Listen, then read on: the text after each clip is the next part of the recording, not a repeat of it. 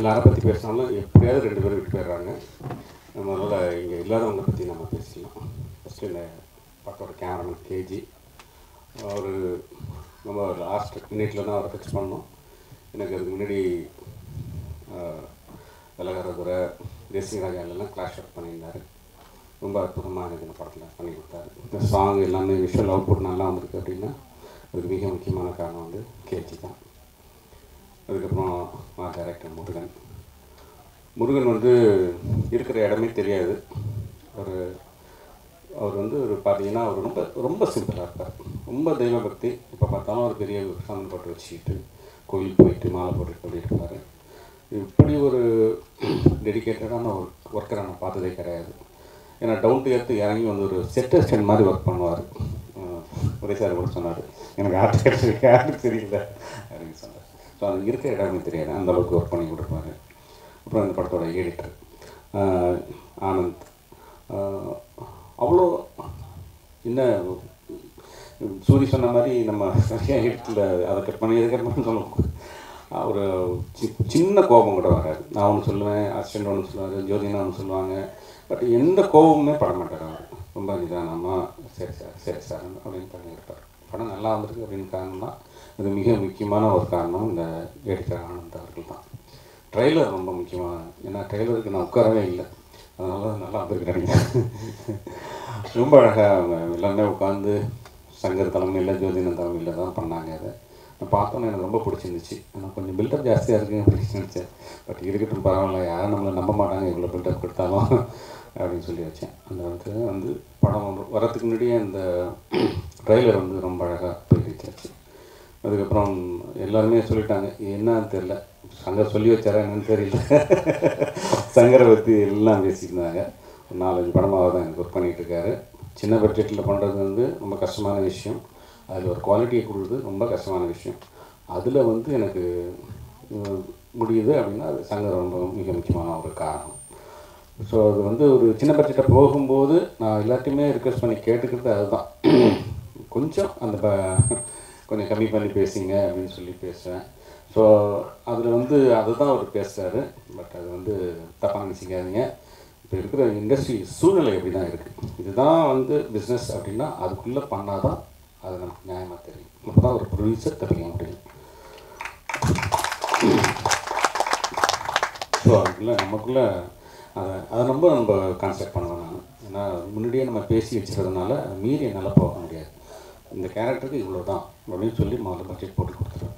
அதுக்கு ஆப்ஷனில் ஃபஸ்ட்டு அவங்க பேர் தான் இருக்கும், என்னுடைய நண்பர்கள் பேர் தான் இருக்கும். முதல்ல பேசுகிறேங்க, அதுக்கப்புறம்னா அடுத்தடுத்து போங்க அப்படின்னு தான் நான் சொல்லி அவர்கிட்ட கொடுப்பேன். அதுதான் அவர் ஹானர் பண்ணுறாரு. ஸோ அதனால் வந்து யாரும் தப்பாக எடுத்துக்காதீங்க. அதுக்கப்புறம் என்னோடய டைரக்ஷன் டிபார்ட்மெண்ட், இந்த படத்தில் வந்து அரவிந்தன், ஜோதினா, முருகன், குமார், அதுக்கப்புறம் நம்ம அசிஸ்டன்ட் லதா, மகேந்திரன், நிறைய பேர் இதில் ஒர்க் பண்ணியிருக்கிறாங்க. இந்த டீம் வந்து ஸ்கிரிப்ட் ஒர்க்கில் வந்து யார் எது பண்ணுறாங்கன்னே நமக்கு தெரியாது. ஸோ அந்த அளவுக்கு வந்து ஒரு ரொம்ப அந்யோன்யமாக அழகாக எனக்கு வந்து ஒர்க் பண்ணி கொடுக்குறாங்க அவங்க. அந்த சைடு எனக்கு வந்து பெரிய பேர்டன் கம்மியாக இருக்குது எனக்கு. ஸோ அந்த படம் வந்து மிகப்பெரிய வெற்றி அடையிறதுக்கு என்னென்னா நிறைய நான் சேஞ்சஸ் பண்ணிக்கிட்டே இருப்பேன். அது எப்போ பண்ணாலும் அவங்க வந்து பொறுத்துக்கிட்டு அது ரொம்ப அழகாக அவங்க வந்து எடுத்து சரி இப்படி இருந்தால் பெட்டராக இருக்கும் அப்படிங்கிறத வந்து சொல்லிவிட்டு ஒரு பாதி படம் பண்ணி முடித்த பிறகு நிறைய விஷயங்கள் சேஞ்ச் ஆகும். ஸோ அதுக்கும் அவங்க வந்து தப்பாக நினச்சிக்காமல் அதை மாற்றி எனக்கு பண்ணி கொடுத்து அது எல்லாத்துக்குமே இந்த படம் ஒரு நல்லபடியாக இன்றைக்கி வந்திருக்குன்னா இந்த டீம் தான். இன்றைக்கி என்னோடய ஸ்ரீ கேமராமேனோட பர்த்டே. ரவிராம் முதல் படம் துலாதமனம் தொழிலேருந்து இருக்கிறார் அவர். அவருக்கு என்னுடைய வாழ்த்துக்கள்.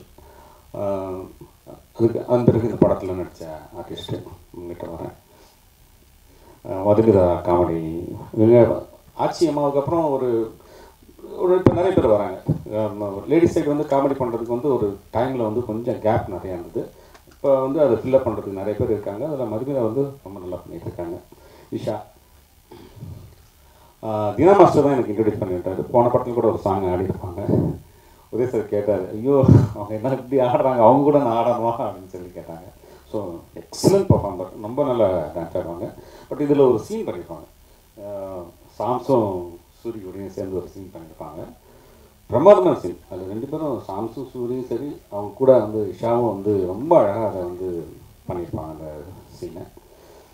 அஸ்வின் எனக்கு 2-3 படமாக கூட வந்து ஒர்க் பண்ணிகிட்ருக்காரு. ரொம்ப யதார்த்தமான ஒரு மனிதர், ரொம்ப சிம்பிள். அப்பா ஒரு ப்ரொடியூசர் அப்படிங்கிற ஒரு விஷயம்லாம் இருக்காது. ரொம்ப யதார்த்தமாக ஒரு பையன் மாதிரி வந்து நடிச்சு கொடுத்துட்டு போயிட்டுருப்பார். Mansoor sir great man. எனக்கு வந்து செல்வன் சார் படத்துலேருந்து தெரிஞ்சால் கூட எனக்கு வந்து மாணிக்கம் படத்தில் நான் ஒர்க் பண்ணும்போது மன்சூர் சார் கூட ஒர்க் பண்ணியிருக்கேன். அது கேவி பாண்டியன் டேரக்ட் பண்ணது, ராஜகிரன் சார் பண்ணியிருந்தார். ஒரு தடவை அங்கே அந்த மலை மேலே ஷூட் பண்ணிட்டு இருந்தப்ப லைட் ஆடிட்டு இருந்தது. பாண்டியன் கத்தினான், ஏய் எவன்டா அவன் லைட் ஆடுறது, தூக்கி வைக்கிறப்ப எல்லாம் ஓடினாங்க. என்னன்னு பார்த்தா ஒரு யானை வந்து லைட்டை தட்டிட்டு விட்டு இருந்துச்சு. கட் பண்ணனாலும் எங்கள் ஃப்ரேம்லேயே இல்லை, 2 கிலோமீட்டரில் போய் நிற்கிறேன். எங்களெல்லாம் கிராஸ் பண்ணி யானைக்கிட்ட ஒரு உருவம் ஓடுது. சொன்னால் நம்ம பண்ணி 10 அடி டிஸ்டன்ஸில் அந்த அருவாளை தூக்கிட்டு கஜேந்திரா நில்லு அப்படின்னு போய் நிப்பாட்டினார். அந்த யானை என்னமோ தெரியல, வேகமாக வந்து ஒரு 5 அடி டிஸ்டன்ஸில் நின்று பார்த்துட்டு திரும்பி போயிடுச்சு. என்ன நினச்சிட்டு போச்சே தெரியல.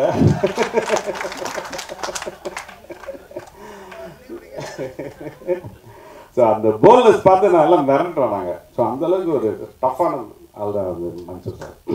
வாழ்த்துக்கள். சூரி ஒரு கிரேட் மேன்.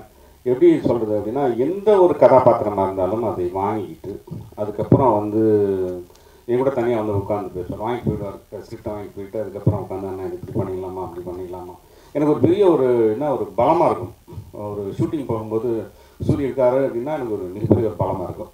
சரி அந்த போர்ஷனை விட்டுறலாம்டா, அதை வந்து எப்படியும் வந்து அவராகவே பேசுவார். அவரே அரங்கனை கூப்பிட்டு ஜோதியனை கூப்பிட்டு உட்காந்து இது இப்படி பண்ணலாமா அப்படி பண்ணலாமான்னு பேசிட்டு அதுக்கப்புறம் எனக்கு ஸ்கிரிப்ட் வரும், வேறு ஒன்று வரும் அது.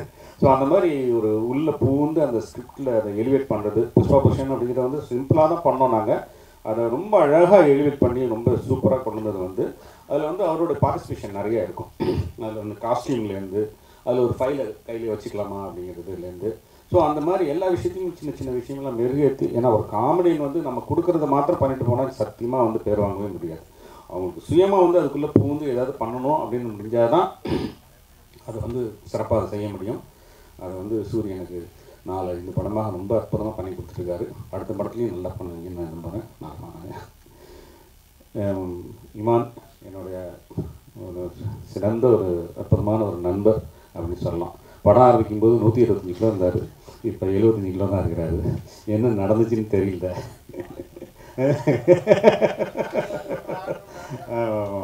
எவ்வளோ ஒரு வந்து ஃபுட்டில் வந்து இன்ட்ரெஸ்ட் அப்படின்னா, இங்கேருந்து பாம்பே போவோம் ஸ்ரேயா வாய்ஸ் மிக்ஸிங்காக. ஒரு 12:30 இருக்கும், அவங்க அதுக்குள்ளே வந்துடுவாங்க, அவங்க வெயிட் பண்ணிகிட்டு இருப்பாங்க. போகிற வழியில் ஒரு தாபா இருக்கும், அந்த தாபாவை விட்டால் அதுக்கப்புறம் திரும்பி வர முடியாது லஞ்சுக்கு. இவர் வந்து சார் டைம் ஆகி போச்சு போயிடலாமா வாய்ஸ் மிக்ஸிங்கு, சாப்பாடு முக்கியமா நமக்கு வந்து வாய்ஸ் மிக்ஸிங் முக்கியமா நமக்கு அப்படின்னா இல்லை சாப்பாடு தான் முக்கியம். சரி அவங்க ஃபோன் பண்ணி அவங்க ரொம்ப செல்லம். ஆனால் அவங்க வந்து அவ்வளோ பெரிய சிங்கர், பட் இமான் கூட வந்து அவ்வளோ க்ளோஸாக இருப்பாங்க. கொஞ்சம் நான் வந்து வந்துட்டுருக்கேன், அந்த வேலை ஒரு நல்ல ஹோட்டல் இருக்குது, அப்போ நீங்கள் லஞ்ச் முடிச்சுட்டு வாங்க அப்படின்னு அவங்களே சொல்லிவிடுவாங்க. பார்த்தீங்களா அவங்களே சொல்லிட்டாங்க, அப்புறம் இப்படி கேட்டால் அப்படி தான் சொல்லாமல் இருப்பாங்க அப்படின்னா.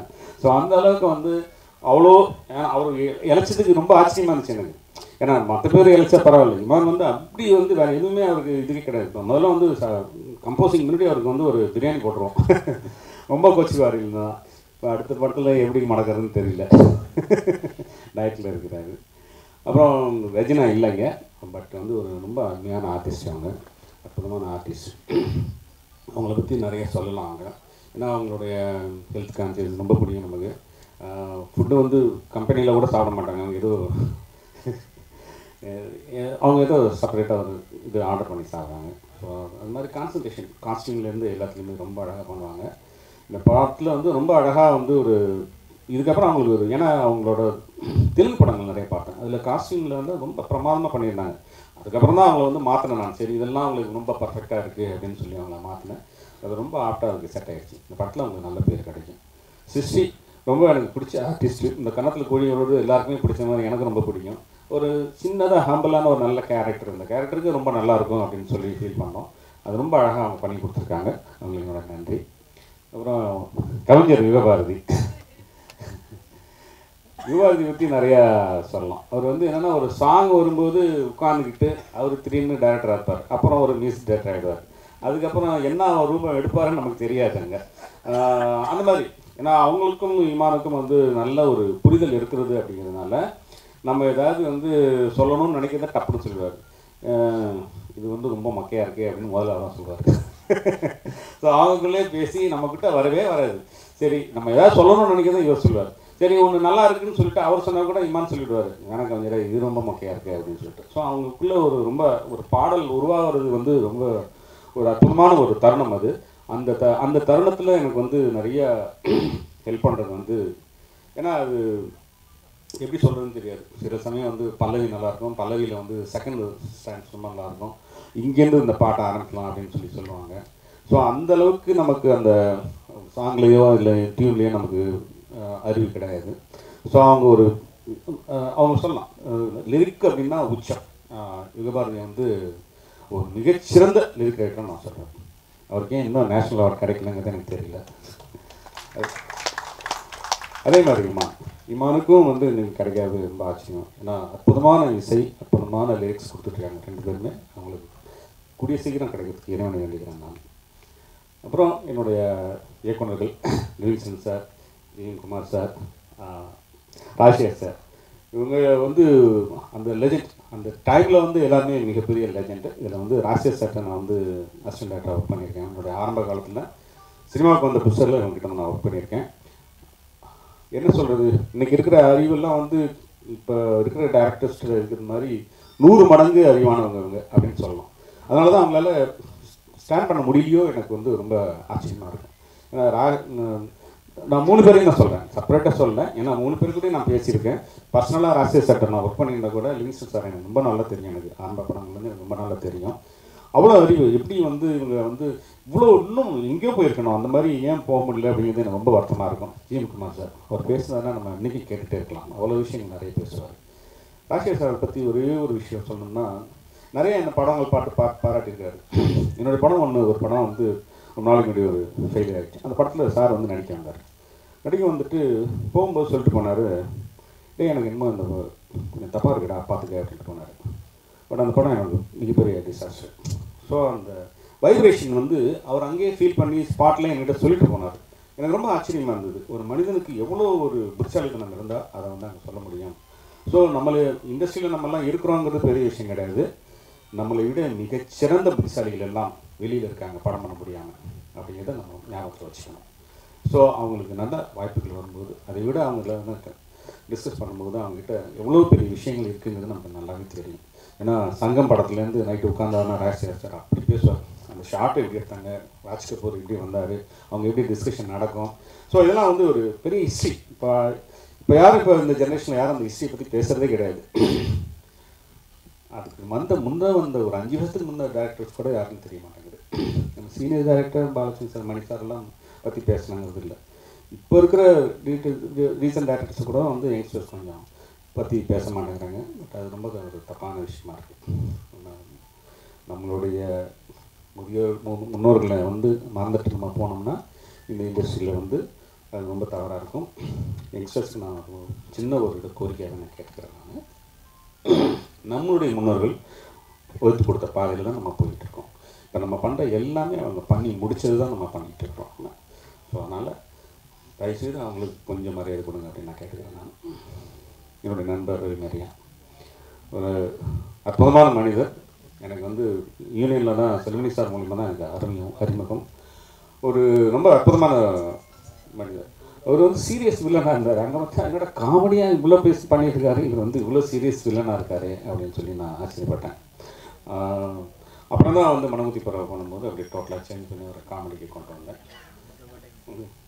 ஜாம்ஸு ரொம்ப ஒரு என்ன சொல்கிறது, அவர்கிட்ட எவ்வளோ விஷயங்கள் இருக்குது அப்படிங்கிறது கொஞ்சம் கொஞ்சமாக வெளியில் வருது. இது வரைக்கும் நான் அவரை வந்து முழுமையாக யூஸ் பண்ணிக்கலன்னு தான் சொல்லணும். ஏன்னா அவ்வளோ ஒரு சிறந்த ஒரு காமெடி. ஏன்னா சூரி கூட காம்பினேஷனில் அந்த ஒரு சீன், அந்த சூரிய பர்த்டே அன்றைக்கி அந்த சீனை ஷூட் பண்ணோம். அதான் சூரி இறங்கி போயிட்டு ஒரு காம்பினேஷனில் ஒரு ஆர்டிஸ்ட் கூட பண்ணாருன்னா அது பின்வர் எனக்கு நல்லாவே தெரியும். அது கொடுத்து வாங்குறது தான் இருக்குது. சூரி கொஞ்சம் பேக் போனாலும் சாம்ஸெல்லாம் அந்த அளவுக்கு பண்ணியிருக்க முடியாது. சாம்ஸும் அதை விட்டு கொடுத்து அது என்ன எப்படி சொல்கிறது தெரியல. உங்களை மீட் பண்ண ஜிங்காஸ்ரீ மீட் பண்ண போகிற சீன் அது படத்தில் பார்த்தீங்கன்னா அவங்களுக்கு தெரியும். ரொம்ப அற்புதமாக அதை பண்ணியிருப்பாங்க. சாங்ஸ் வந்து மிகப்பெரிய லெவலில் வரணும்னு நான் வாழ்த்துக்கிறேன். அப்புறம் நம்ம கோதண்டம் முல்லை இவங்களை வந்து நிறைய பார்த்து இவங்களோட நிறைய ஃபேன். இப்போ கூட வந்து என்கிட்ட ஒரு சீன் சொல்லிட்டு போனாங்க, விழுந்து விழுந்து சிரித்தேன். அது எப்படி அதெல்லாம் வந்து படத்தில் கொண்டு வரதுன்னு எனக்கு அதான் அவுட் ஆஃப் ஸ்கிரிப்டில் நிறைய விஷயங்கள் இருக்குது. ஸோ அது எப்படி நம்ம கொண்டு வரதுன்னு தெரியல. அவங்கள பெரிய லெவலில் கொண்டு வரணும்னு எனக்கு எண்ணம் மாத்திரம் இருக்குது. எஸ்பெஷலி டவுசர் பாண்டியோட உல்ட்டாவாக ஒரு விஷயம் பண்ணி காமிச்சிங்க, ரொம்ப அருமையாக இருந்துச்சு. குரோஷி அற்புதமான ஒரு இதான் டேலண்டட் நிறைய இங்கே இருக்கிறாங்க. கண்டிப்பாக அவங்களே தான் நான் யூஸ் பண்ணிக்கணும்னு நினைக்கிறேன் நான். அப்புறம் இந்த படம் வந்து எனக்கு உதய் சார் வந்து என்ன எப்படி நான் ரொம்ப பயந்தேன். இவங்க இவ்வளோ ஒரு பெரிய கன்சர்னு பெரிய இடம், இங்கே போய் எப்படி தான் நம்ம வந்து காமெடி பண்ணிகிட்டு இருக்கோம், நம்ம ரொம்ப கூலாக நான் பண்ணிகிட்டு இருப்பேன், இப்படி போய் பண்ணுவேன், அப்படி ஸ்ட்ரிக்டாக இருந்தால் நான் என்ன பண்ணுறது அங்கே போய் பார்த்தா தான் வந்து ரொம்ப இப்படி ஒரு எளிமையான ஒரு மனிதரை நான் வந்து பார்க்கவே இல்லை. ஸோ அப்படி ஒரு யதார்த்தமான ஒரு மனிதர், ரொம்ப எளிமையான ஒரு மனிதர். என்ன ரொம்ப ஸ்கிரிப்ட் கேட்டோ சரி இல்லை எதுவோ சரி, எது கேட்டாலும் சரி ஓகே அப்படின்னு சொல்கிற ஒரு ப்ரொடக்ஷன். அந்த படம் ரெட் ஜெயின் மூவிஸை பற்றி சொல்லவே வேண்டாம். இன்றைக்கி இந்த படத்தோட பப்ளிசிட்டி இது கொண்டு போய் ரீச் பண்ணுற விஷயம், மூர்த்தி சார் ஆகட்டும், ராஜ் சார் ஆகட்டும், அங்கே இருக்கிற மேனேஜர்ஸ் ஆறுமுகம் ஆகட்டும், மற்ற ஆஃபீஸ் ஆகட்டும், எல்லாருமே சரி இது ஒரு படத்தோட வெற்றிக்காக மாத்திரமே அவங்க இருப்பாங்க. உதய் சாரோட எண்ணங்களுக்கு மாத்திரமே அவங்க வந்து மரியாதை கொடுக்குறாங்க. உதய் சார் பார்த்தீங்கன்னா எல்லாத்தையும் எல்லாரும் யார் என்ன சொன்னாலும் அதை கேட்டுக்கிறாரு அவங்க இதில். அதே மாதிரி எந்த ஆர்டிஸ்ட் வந்தாலுமே வந்து இவ்வளோ ஆர்டிஸ்ட்டை வச்சுக்கிட்டு சாரை கொண்டு உள்ள திணிக்கிறது எனக்கு பயமாக இருக்கும். ஐயோ இவங்க ஒரு டைலாக் பேசுகிறாங்க, இவங்க ஒரு டைலாக் பேசுகிறாங்க, சாருக்கு ஒரு இடையில ஒரு டைலாக் வருது, ஏதாவது கன்ஃபியூஸ் ஆகிட போகிறாரா, நமக்கு வந்து ப்ராம்ப்டாக இல்லையே சில விஷயங்கள் ஒரு இந்த சீனில் அப்படின்னு நான் நினச்சி ரொம்ப பயப்படுவேன். அங்கே போய் உட்காந்து பார்த்தா உதய் சார் வந்து அவர் டைலாக்கை கூட நோத்துட்டு கொடுத்துட்டு இதை நீங்கள் பேசுங்க, இதை நான் பேசிக்கிறேன், இங்கே முருகா இங்கே உதய் சார் டைலாக் வரலையே அப்படின்னு கேட்டால் சார் இதை அவர்கிட்ட கொடுத்துருவேன் சார் அப்பா. ஸோ அந்த மாதிரி அவ்வளோ என்ன உதய் சார் கூலுன்றாரு, நான் கூல்லாம் கிடையாது. அவர் கூட கம்பேர் பண்ணும்போது அவ்வளோ ஒரு எளிமையான ஒரு கூலான ஒரு பர்சன். இமான் சொன்ன மாதிரி நிமிஷம் சார்லாம் சொன்னார், ரொம்ப ஒரு நல்ல நடிகர் அவருக்குள்ளே இருக்கார் அப்படிங்கிற மாதிரி சொன்னார். ஒரு அற்புதமான ஒரு நடிகர் அவர். நான் திரும்பவும் சொல்கிறேன், இந்த படம் ஒரு காமெடி படம் நல்லா வந்திருக்கு அப்படின்னா அதுக்கு வந்து ரொம்ப ஒரு அற்புதமான ஒரு நடிகருக்கு இதில் பண்ணதுனால தான் அந்த படம் வந்து ரொம்ப அழகாக வந்திருக்கு. இந்த படம் வந்து மிகப்பெரிய வெற்றி படமாக அமைஞ்சதுக்கு வந்து உதய் சார் வந்து மிக முக்கியமான ஒரு காரணமாக நான் சொல்லிக்கிறேன். இந்த படத்தை எனக்கு கொடுத்துக்க உதய் சாருக்கு மீண்டும் முதல்ல நன்றியை தெரிவிச்சுக்கிறேன். இந்த விழாவுக்கு வந்தது அத்தனை பேருக்கும் என்னோட நன்றியை தெரிவிச்சுக்கிறேன். யாராவது நான் விட்டுருந்தா மன்னிச்சுங்க, அவங்களுக்கு நான் நன்றியை தெரிவிச்சேன். நன்றி.